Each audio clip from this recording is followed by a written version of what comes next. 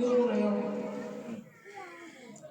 کہا بات ایسی ہے کہ میرے پاس پیسہ نہیں ہے، اور جب ملا کے پاس گیا تو کہا وہ مجھے ڈانٹ کر بھگا دیا، کہا بغیر پیسہ کے ہم دریا پار نہیں کرا سکتے۔ اس شخص نے کہا کہ سرکار غوث اعظم رضی اللہ تعالی عنہ کے علاقے میں ہوتے ہوئے تم رو رہے ہو، عبد القادر جیلانی کی موجودگی میں تم رو رہے ہو؟ ارے تمہیں کہیں جانا نہیں، انہیں کی بارگاہ میں چلے جاؤ، دریائے دجلہ پار ہو جاؤ گے۔ سبحان اللہ، سبحان اللہ۔ آیا سرکار غوث اعظم کی بارگاہ میں، اپنا عریضہ پیش کیا۔ سرکار غوث اعظم رضی اللہ تعالیٰ عنہ نے ایک تھیلی اٹھایا جس میں سونے کے سکے، سونے کے بسکٹ اور اشرفی اور دینار موجود تھے۔ آپ نے وہ تھیلی اس شخص کو دیا اور دینے کے بعد ارشاد فرمایا کہ لے جا، اس ملاح کو دے دو اور اس سے کہہ دینا میرا نام نہیں بتانا، کس نے دیا ہے میرا نام نہیں بتانا، اس ملاح سے کہہ دینا کہ یہ تمہاری زندگی بھر کا کرایہ ہے، جتنے بھی غریب آئیں گے ان سے تم کرایہ نہیں لو،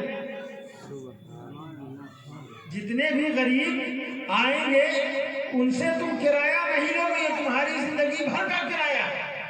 لے کے گیا وہ شخص، اور جب جا کر ملاح کو دیا تو ملاح پریشان ہو گیا کہ ابھی تو اس کے پاس 1 روپیہ بھی نہیں تھا، اور اب یہ کیا کہتے ہیں اشرفیوں کی تھیلی لے کے چلا آیا ہے، اس میں سونے کے سکے ہیں، سونے کے بسکٹ ہیں، اشرفی اور دینار ہے۔ پریشان ہو کر پوچھنے لگا کہ یہ دینار، یہ تھیلی تمہیں دیا کس نے؟ کہا اس سے تم کو کیا مطلب؟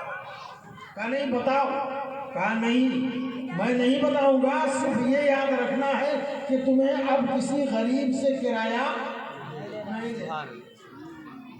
آخرکار مجبور ہو کے اس کو ایک کونے میں لے کے گیا، کہا اتنا بڑا کام شیخ عبد القادر جیلانی کے علاوہ کوئی کر ہی نہیں سکتا۔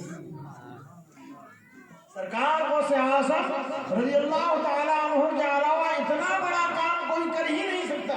تو برادران ملت اسلامیہ، اس طریقے سے آپ دستگیری فرماتے تھے، اس طریقے سے آپ اللہ کے مخلوق کی مدد فرمایا کرتے تھے۔ اور سرکار غوث اعظم رضی اللہ تعالیٰ عنہ نے جب علم دین مکمل کر لیا، ریاضت و مجاہدہ سے بالکل آپ فارغ ہو گئے، ایک مرتبہ آپ آرام کر رہے تھے، پیارے رسول صلی اللہ علیہ وسلم خواب میں تشریف لاتے ہیں، ارشاد فرماتے ہیں اے بیٹا عبد القادر اٹھو اور اٹھ کر کے اب لوگوں کے درمیان خطاب کرو۔ سرکار غوث اعظم رضی اللہ تعالیٰ عنہ اور عرض کرتے یا رسول اللہ یہ لوگ عربی ہیں اور میں ایک عجمی ہوں، میں کیا کہتے ہیں ان کے سامنے نہیں بول سکتا۔ میرے آقا صلی اللہ تعالیٰ علیہ وسلم ارشاد فرماتے ہیں اے عبد القادر اٹھو۔ میرے آقا صلی اللہ تعالیٰ علیہ وسلم نے حضرت غوث پاک رضی اللہ تعالیٰ عنہ کے منہ میں اپنا لعاب دہن 7 مرتبہ، سبحان اللہ، 7 مرتبہ، اور پھر اس کے بعد حضرت علی کرم اللہ تعالیٰ عنہ کریم تشریف لائے اور انہوں نے 6 مرتبہ۔ تو سرکار غوث اعظم پوچھنے لگے کہ آپ 6 مرتبہ کیوں؟ میں اپنے آقا سے برابری نہیں کر سکتا۔ وہ صحابی تھے جو آقا کی برابری نہیں کرتے تھے، آج کا وہابی ہے جو برابری کرنے کے لیے۔ اس کے بعد یہ عالم ہوا کہ سرکار غوث اعظم رضی اللہ تعالی عنہ کا جب آپ کا خطاب ہوتا تھا تو آپ کے مجمع میں 70,000 لوگ رہا کرتے تھے، 70,000 لوگ رہا کرتے تھے، اور مجمع کا یہ عالم تھا، اور آپ کی آواز کی یہ کرامت تھی برادران ملت اسلامیہ کہ جتنی آواز میں پہلا والا سامنے والا سنتا تھا اتنی ہی آواز کے ساتھ اخیر والا بھی سنتا تھا۔ یہ نہیں کہ وہاں تک پہنچتے پہنچتے آواز جو ہے مسجد پہنچ جائے۔ سرکار غوث اعظم رضی اللہ تعالیٰ عنہ ایک مرتبہ میرے پاس آخری واقعہ عرض کر کے آپ سے جو ہے رخصت ہو جاؤں گا۔